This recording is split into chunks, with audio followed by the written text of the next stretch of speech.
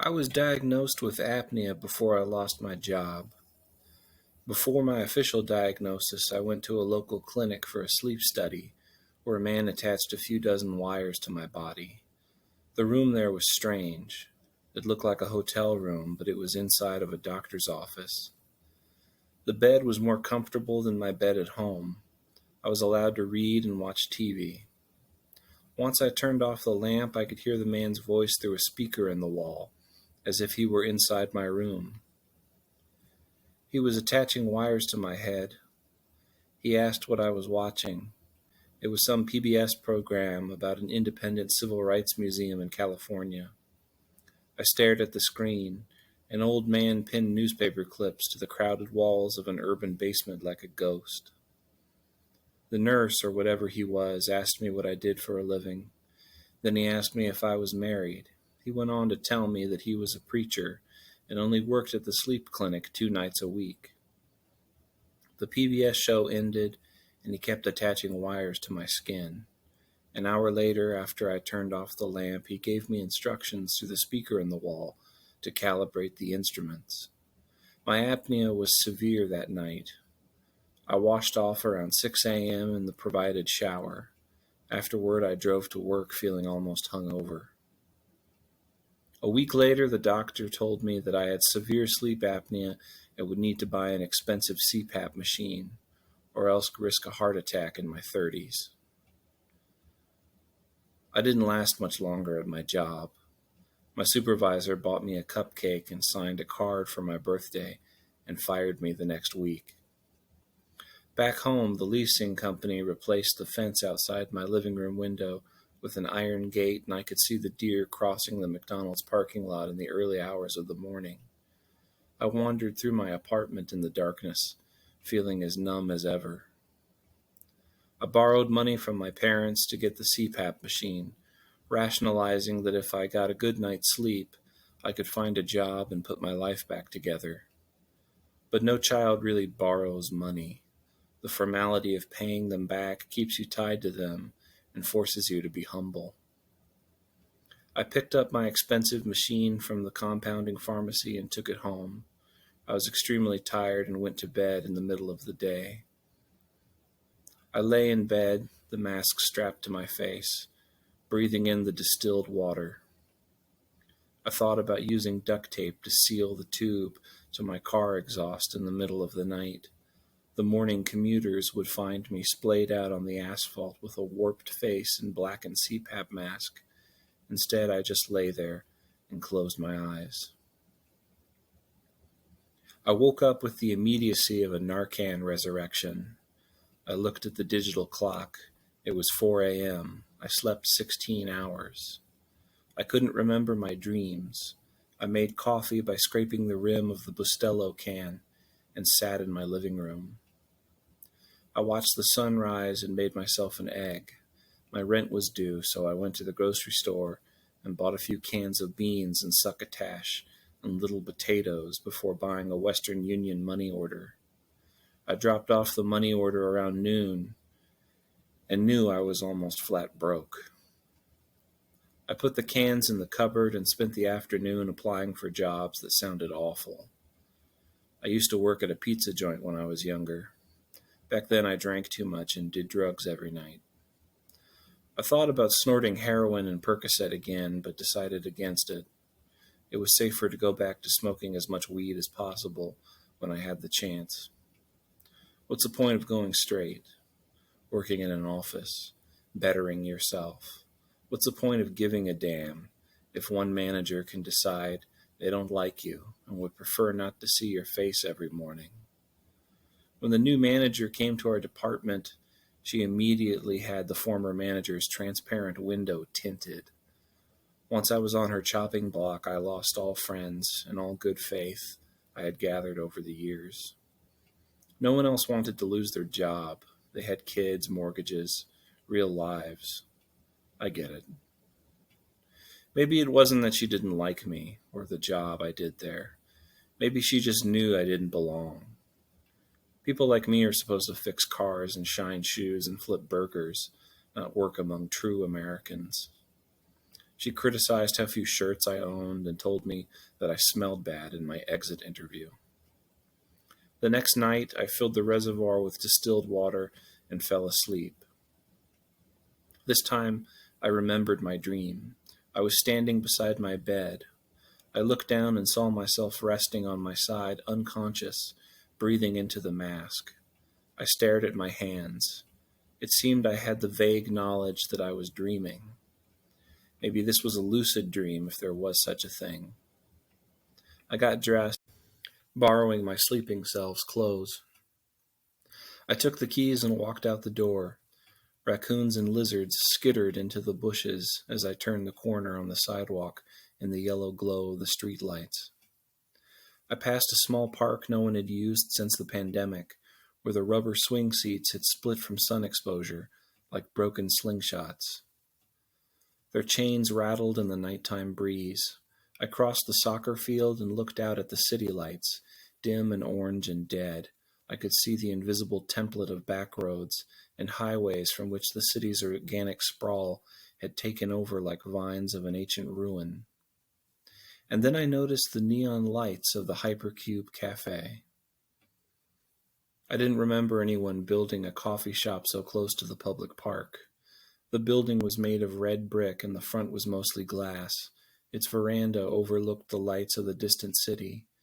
In dreams, you're usually afforded a certain familiarity with just about everything. It's strange to see something and feel as though it doesn't belong. I wondered if I was dreaming at all. Maybe I was dead. The question mark stung as if someone had thrown a freshly sharpened sickle from a car window. I could hear it rattle against the sidewalk after slicing my shoulder. I passed through the glass front of the shop and smelled the fresh ground coffee beans mingling with the scent of hard liquor. The shop was split into 3 parts: a saloon, a coffee shop and bakery, and a stand-up comedy room.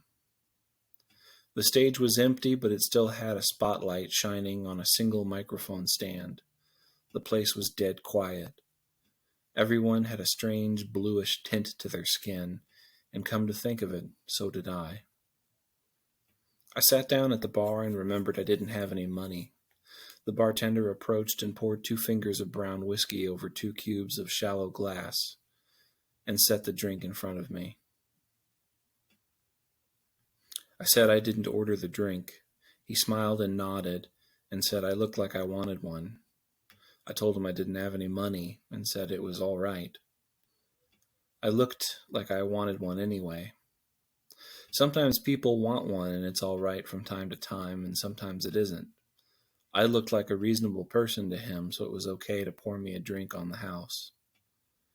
If I had said something along the lines of I need a drink, he might not have poured me one, because no one ever needs a drink. No one ever needs a drink.